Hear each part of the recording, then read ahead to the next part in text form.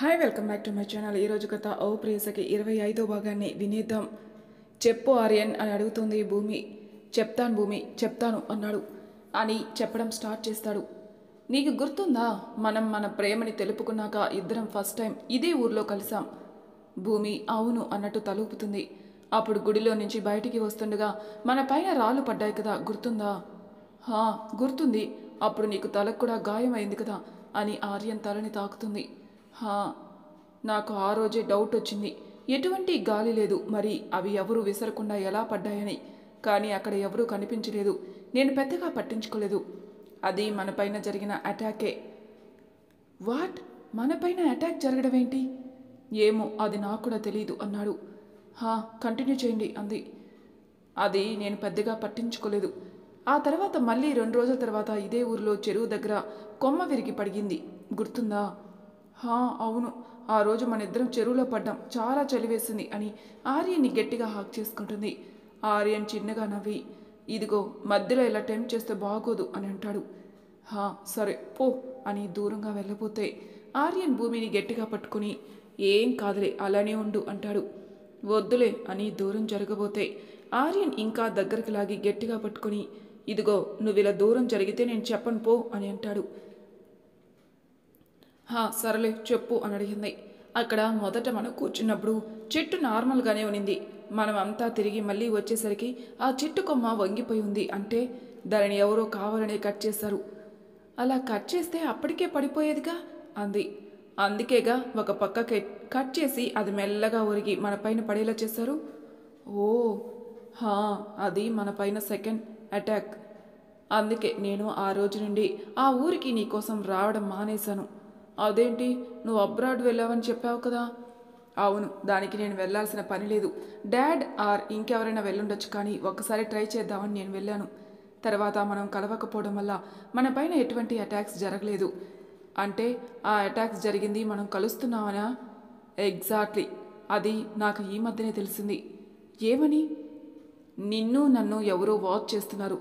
మనం కలిసిన ప్రతిసారి ఏదో ఒకటి చేస్తున్నారు. వాళ్ళ గోల్ ఏంటంటే నిన్ను నన్ను శాశ్వతంగా విడదీయడమే. నిన్ను నన్ను విడదీస్తే ఏమొస్తుంది వాళ్ళకి? అసలు ఎవరు వాళ్ళు? అదే నాకు తెలియడం లేదు. సరే, అది నీకెలా తెలిసిందో చెప్పు. మనం లాంగ్ డ్రైవ్కి వెళ్ళాం, గుర్తుందా? హా గుర్తుంది. ఆ రోజు మనం వెళ్తున్న రూట్లో ఒక కార్ మనల్ని ఫాలో అవుతుంది అనుకున్నాం కదా. నిజానికి ఒక బైక్ కూడా మనల్ని ఫాలో చేసింది. ఆ రోజు ఆ బైక్ మన బైక్కి అడ్డు రాబోతుంటే నేను వేరే రూట్కి తీసుకెళ్లాను.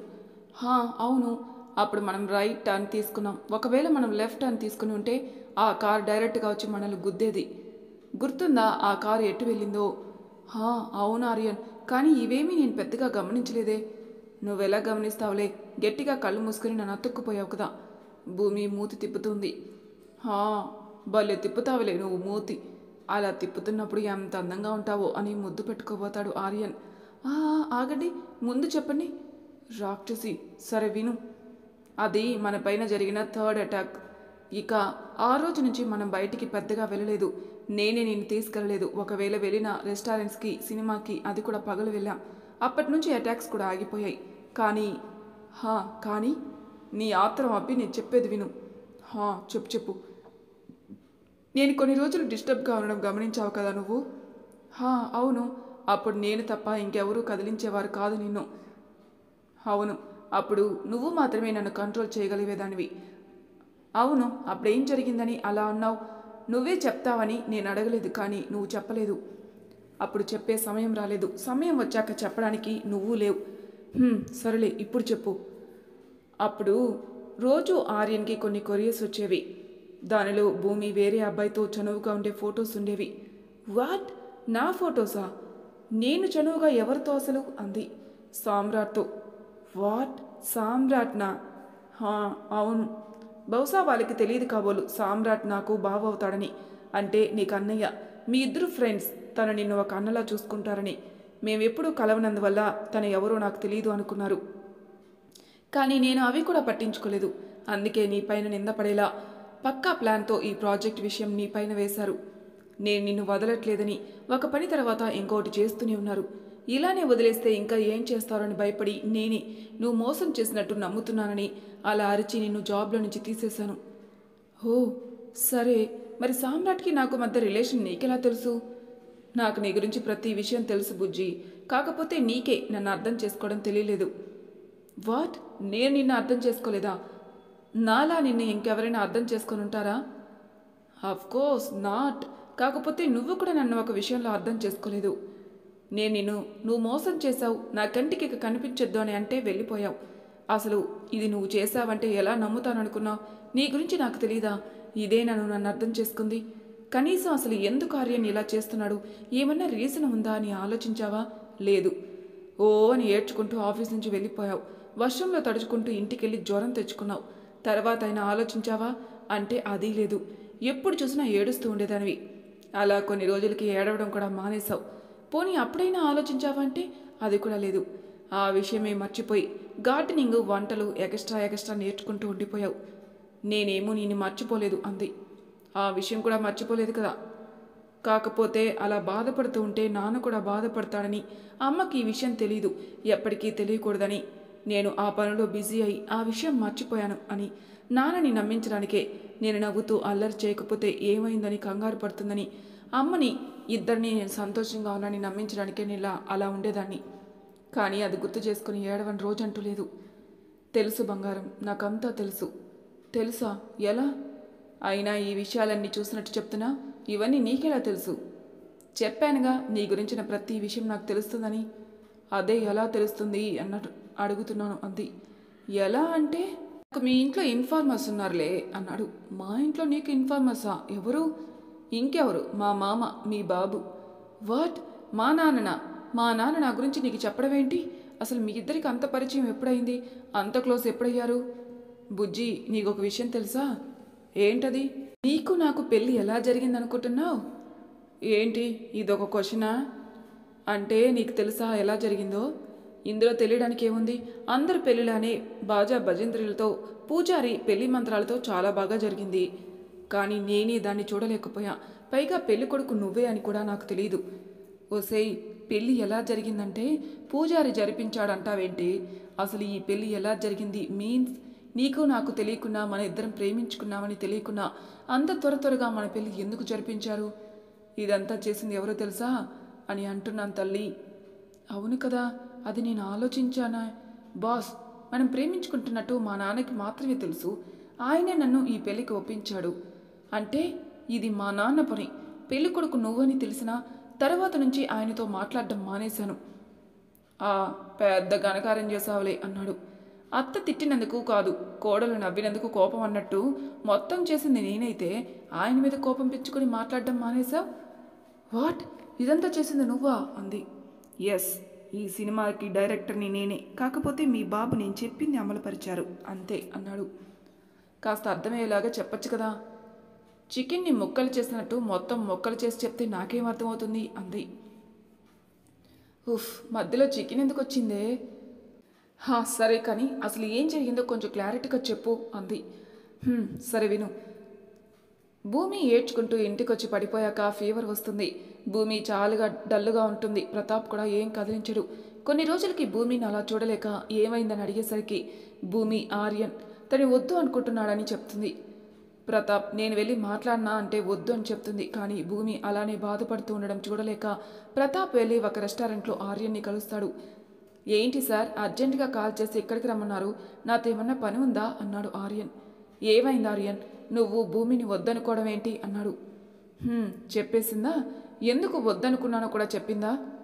లేదు ఆర్యన్, ఆర్యన్ నన్ను వద్దనుకుంటున్నాడని మాత్రమే చెప్పింది. అసలు ఏం జరిగింది ఆర్యన్, ఎందుకు ఇలా చేశావు? అంకుల్ అసలు ఏం జరిగిందంటే అంటూ జరిగిందంతా చెప్తాడు ప్రతాప్కి. వాట్? అలా నా కూతురు ఎప్పుడు చేయదు ఆర్యన్. నిన్నంతగా ప్రేమించింది, నిన్ను మోసం చేసిందంటే నువ్వు నమ్ముతున్నావా అన్నాడు. లేదంకుల్, భూమి అలా చేసిందంటే ఎలా నమ్ముతాను? మరి తనతో ఎందుకలా మాట్లాడావు ఆర్యన్? అది పాపం ఎంతలా ఏడుస్తుందో తెలుసా? అది చూసి నేను తట్టుకోలేకపోతున్నాను. నిజమే అంకుల్, తన అంతలా ఏడవడం నేను కూడా చూడలేకపోతున్నాను. కానీ ఇలా నేను ఎందుకు చేయవలసి వచ్చిందంటే అంటూ వాళ్ళపైన జరిగిన అటాక్స్ అన్నీ చెప్తాడు. ఇందుకే నేను ఇలా చేయాల్సి వచ్చింది, తప్పలేదు. ఇదంతా ఏంటి ఆర్యన్? భూమిని నిన్ను విడదీయాలని అనుకోవడం ఏంటి? అసలు ఎవరు చేస్తున్నారు ఇదంతా? అదే కనుక్కోవాలి అంకుల్, అందుకే భూమితో అలా మాట్లాడాను. అర్థమైంది ఆర్యన్. కానీ ఇదంతా ఎవరు చేశారో ఎలా కనిపెట్టాలి? తెలియదు అంకుల్. మరి అప్పటి వరకు నా కూతురు ఇలా ఏడవలసిందేనా? మరి ఏం చేయమంటారు అంకుల్? తన ప్రాణాన్ని రిస్క్లో పెట్టలేనుగా అన్నాడు. ఇప్పుడు మాత్రం రిస్క్లో లేదంటావా?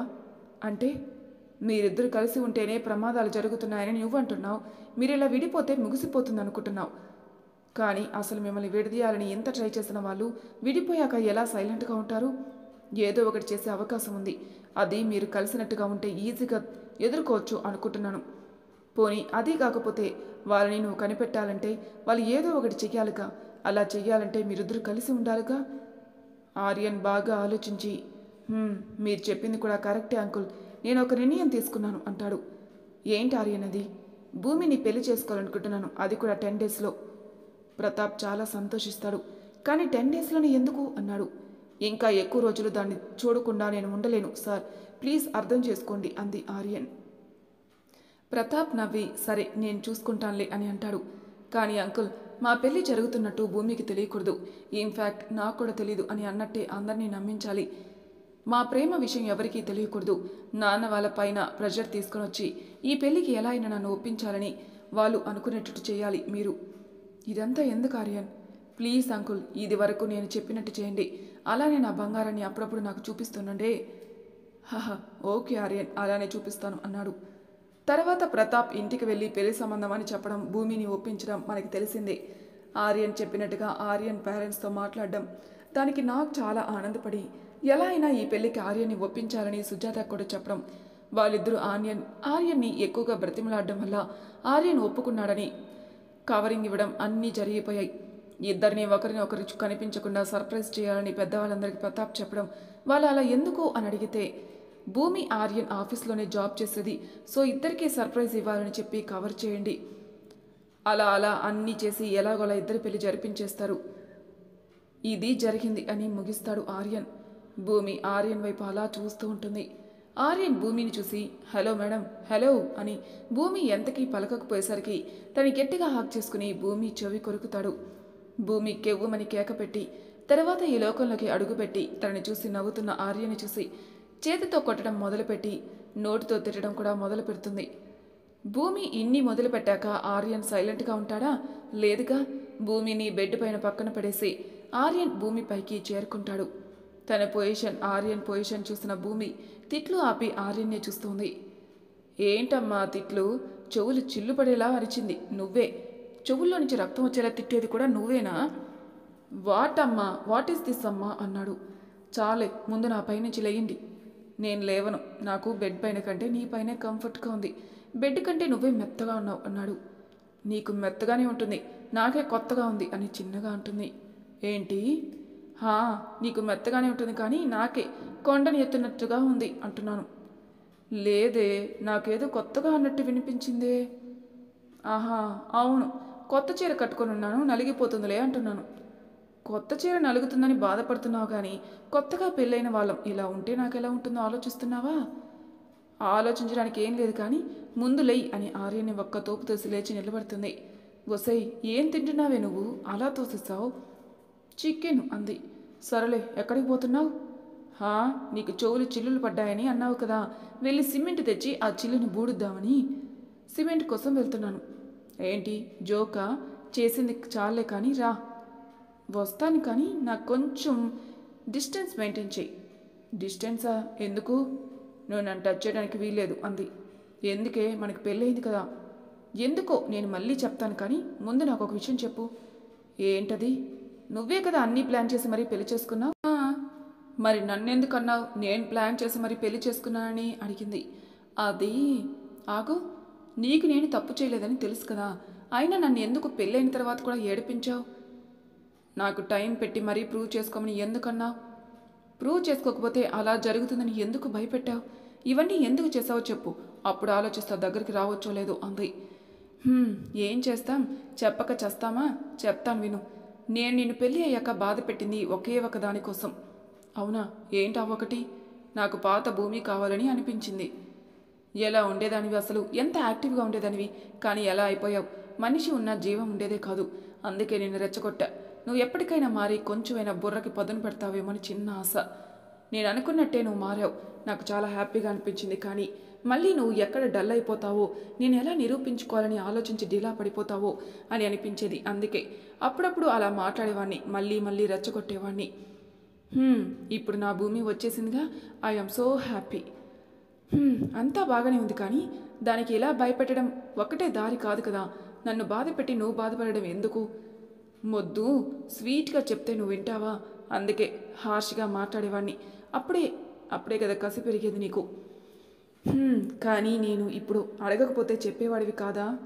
ఖచ్చితంగా చెప్పేవాడిని, కానీ ఇప్పుడు కాదు, టైం వచ్చినప్పుడు. కానీ నీకు ఆత్రం ఎక్కువ కదా. నాకు చెప్తే ఏమవుతుంది? ఏం కాదు బేబీ, కానీ ఎవరో మనల్ని గమనిస్తున్నారు. ఇదంతా ఎలా చెప్పగలను? పైగా ఇప్పుడు నేను చెప్పినట్టు ఇలా జరిగినట్టు ఎవరికీ తెలియకూడదు. బయటికి మనం ఎప్పట్లా కొట్టుకుంటున్నట్టే ఉండాలి. ఎందుకలా? ఒసే తింగరి, అప్పుడే కదా వాళ్ళు మనం పెళ్లి చేసుకున్న హ్యాపీగా లేవని అనుకుంటారు. సరేలే, ఇంతకీ ఈ రివెంజ్ ఎవరిపైన? ఏమో, నాపైన అవ్వచ్చు, నీపైన అవ్వచ్చు, తెలీదు. సరే, అయిపోయాయా నీ క్వశ్చన్స్? ఎక్కడైనా దగ్గరికి రావచ్చు కదా అన్నాడు. నోనో, కుదరదు. ఎందుకు అన్నాడు. రివెంజ్. ఇన్ని రోజులు నన్ను ఏడిపించావుగా, అందుకే రివెంజ్ ప్లాన్ చేశా. నువ్వు నన్ను ముట్టుకోకూడదు. వాట్ ప్లానా? ఇది ఎప్పుడు వేశావే? వేశాలే అంది. ఎన్ని రోజులు తల్లి? ఎంత? జస్ట్ 6 monthsే. ఏంటి 6 monthsా? అంత కక్ష ఎందుకే తల్లి నా పైన? ఆ మాత్రం ఉండాలే నీకు అంది. నేను ఒప్పుకోను అని భూమి దగ్గరికి వెళ్తాడు. ఏంటి దగ్గరికి వచ్చావు? ఏమైనా చేద్దామని. అదేంటి ఆర్యన్ అలా అంటున్నావు? నా ఒపీనియన్కి నువ్వు ఇచ్చే వాల్యూ ఇదేనా? అంతేలే ఆర్యన్, నువ్వు కూడా అందరిలాంటి మొగాడివే. నేను నిన్న అనుకోనే లేదు అంది. నా ఆర్యన్ చాలా మంచివాడు, నా ఒపీనియన్స్కి వాల్యూ ఇస్తాడు. నాకు ఇష్టం లేని ఏ పని చేయడని ఎంతో గొప్పగా అనుకున్నాను తెలుసా. కానీ నువ్వు ఆర్యన్ చేయి చూపించి, చాలు చెప్పావుగా, చాలు, ఇంత ఎక్స్ప్లెనేషన్ వద్దు, నేను మూసుకొని ఒక మూలుంటా అని అంటాడు. భూమి నవ్వుకొని, మరి మూల వద్దులే కానీ బాగోదు అని అంటుంది ఆర్యన్ని. నిన్ను అని అంటుండగా తలుపు కొట్టడంతో భూమి వెళ్ళి తలుపు తీస్తుంది. ఎదురుగా ఉన్న పాపను చూసి ఎత్తుకొని లోపలికి తీసుకొస్తుంది. భూమి బెడ్ పైన కూర్చుని తన ఒడిలో పాపని కూర్చోబెట్టుకుని, ఏమైంది చిట్టి తల్లి, నిద్రపోయిందా అని అడుగుతుంది. స్వీటీ, సారీ అమ్మ స్వీటీ అన్నందుకు. పర్లేదు, నీకెలా నచ్చితే అలా పిలువు అంది. Thanks city. చెప్పు, ఏమైంది? నేను ఇంకా దాకా ఇక్కడే ఉన్నా కదా, ఆ గదికి ఎలా వెళ్ళాను? భూమి ఆర్యన్ వైపు చూసి, అవును, ఎలా వెళ్ళావు? తల్లి, నిద్రలో నడిచే అలవాటు ఉందా మా ఆష్కి అని నవ్వుతుంది. చెప్పు సిటీ, ఎలా వెళ్ళాను నేను? భూమి థింక్ చేస్తున్నట్టు చేస్తూ ఉంటుంది. మధ్యలో అశ్విని వైపు చూస్తుంది. ఏంటి సిటీ, గుర్తులేదా అంటూ తల అడ్డంగా ఊపుతుంది భూమి. అయ్యో సిటీ, నువ్వు వేస్ట్ పో. భూమి ఏడుపు మొహం పెట్టుకుని ఆష్ని చూస్తూ ఉంది. ఉఫ్, నువ్వేదోకలే, నువ్వే బెస్ట్ అంది. ఆర్యన్ వాళ్ళిద్దరిని చూసి నవ్వుకుంటూ ఉంటాడు. యాష్ ఆర్యన్ని చూసి భూమిపై నుంచి దిగి ఆర్యన్ దగ్గరికి పరిగెత్తుకెళ్ళి, నానా నువ్వెప్పుడొచ్చావు అంది. ఆర్యన్ యాష్ని తీసుకుని ఎత్తుకుని, నేను ఇందాకే వచ్చానురా, మీ సిటీ దగ్గరికి వచ్చి మా యాష్ ఏది అని అడుగుతున్నాను, నువ్వే వచ్చావు అని అంటాడు. హాయ్, అవును, మళ్ళీ నా చాకీ ఏది? అయ్యో మర్చిపోయానే అని చిన్నబుచ్చుకుంటుంది. అయ్యో నా బంగారు తల్లి ఫీల్ అవుతున్నట్టుంది. నువ్వు ఫీల్ అవుకురా, ఇవిగో నీకోసమే నీ చాకీస్ అని చాక్లెట్స్ పాప చేతిలో పెడతాడు. ఆర్యన్ పాపతో అలా ఉండడం చూసి భూమి కూడా హ్యాపీగా ఫీల్ అవుతుంది. అలా అలా రోజులు గడుస్తుంటాయి. భూమి, సిటీ ఒకరికొకరు బాగా అలవాటు పడిపోతారు. సిటీ భూమిని ఆర్యన్ని వదిలేదే కాదు, అలానే దీప వాళ్ళ బాబుని కూడా. అన్ని కార్యక్రమాలు పూర్తి చేసుకుని ఇంటికి బయలుదేరతారు ముగ్గురు. సిటీలోకి ఎంటర్ అయ్యాక యాష్కి మంచి బట్టలు, బొమ్మలు, చాక్లెట్స్ అన్నీ తీసుకుని ఇంటికి చేరుకుంటారు. మరి తర్వాయి భాగంలో ఏం జరుగుతుంది నెక్స్ట్ ఎపిసోడ్లో తెలుసుకుందాం. Thank you for listening.